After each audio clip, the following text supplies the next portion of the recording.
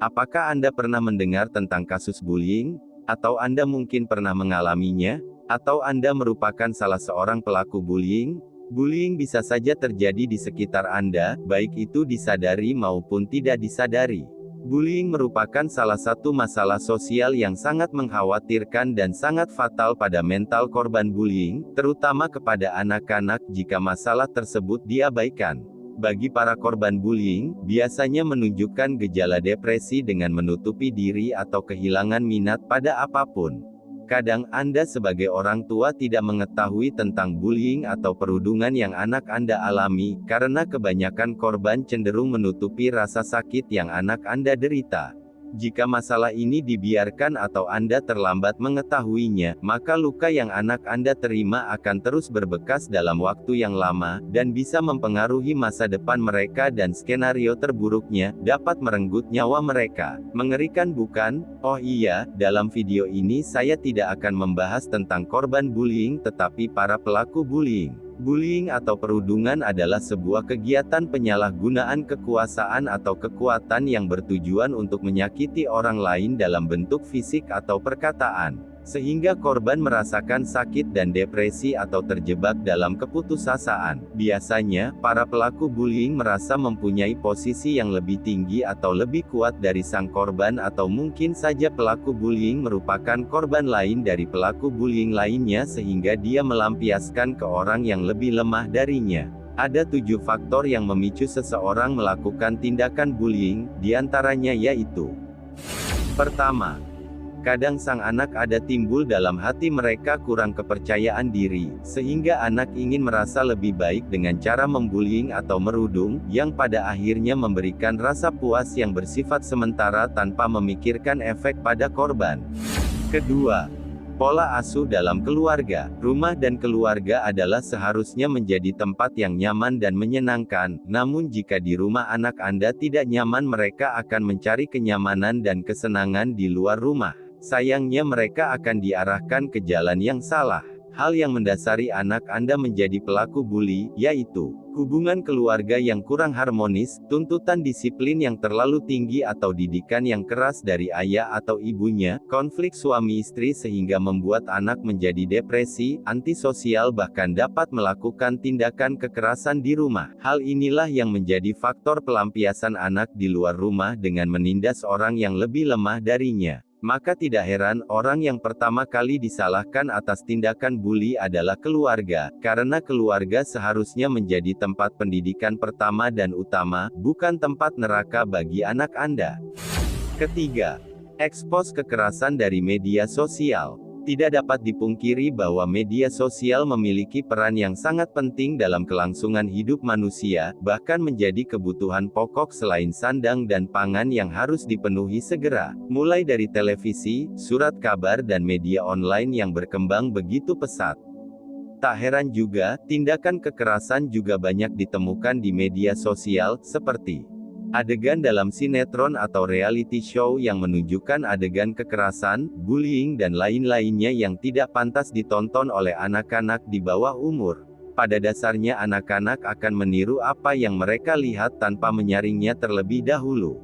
Dan jangan lupa juga, banyak video games yang tidak mendidik dan banyak kekerasan di dalamnya.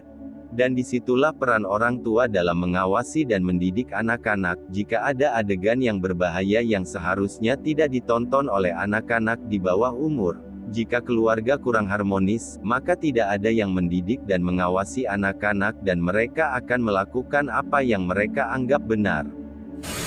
Keempat, pernah menjadi korban bully atau ingin membalas dendam. Biasanya anak yang pernah menjadi korban bully atau tindakan kekerasan memiliki keinginan untuk membalaskan apa yang sudah pernah dialaminya. Tindakan bully yang pernah dialami anak bisa didapatkan dari dalam rumah atau di lingkungan luar. Seperti halnya yang pernah dialami di dalam rumah, yaitu tindakan orang tua yang mendisiplinkan anak terlalu keras dan tidak diperkenankan untuk melawan orang tua. Dan akhirnya sang anak akan melampiaskannya di luar rumah dengan menindas orang yang lebih lemah darinya. Tindakan bully yang terjadi di luar rumah, seperti di lingkungan sekolah, misalnya pada saat kelas 1 dia kena bully oleh kakak kelasnya. Nah, Pada saat dia sudah kelas 2 atau lebih senior, dia akan membuli kembali adik kelasnya. Hal ini terjadi karena ada rasa sakit hati diperlakukan seperti itu, mereka hanya ingin menghindari rasa sakit hati itu terulang kembali.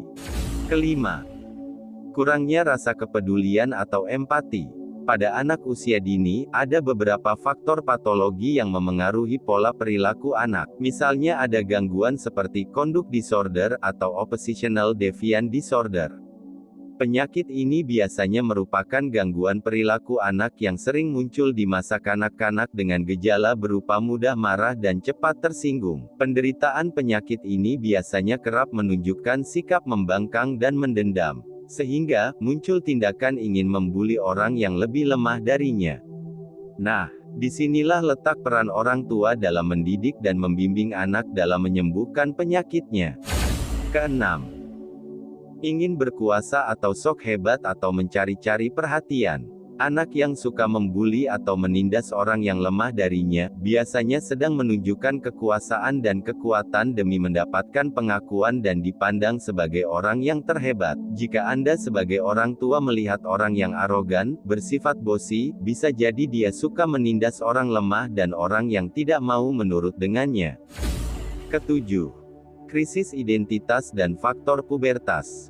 Faktor utama yang mencakup semua permasalahan sosial atau tindakan bully yang telah disebutkan tadi adalah krisis identitas dan faktor pubertas, yang sering terjadi di kalangan remaja. Dalam tahap mencari identitas atau eksistensi, biasanya para remaja hobi membentuk geng.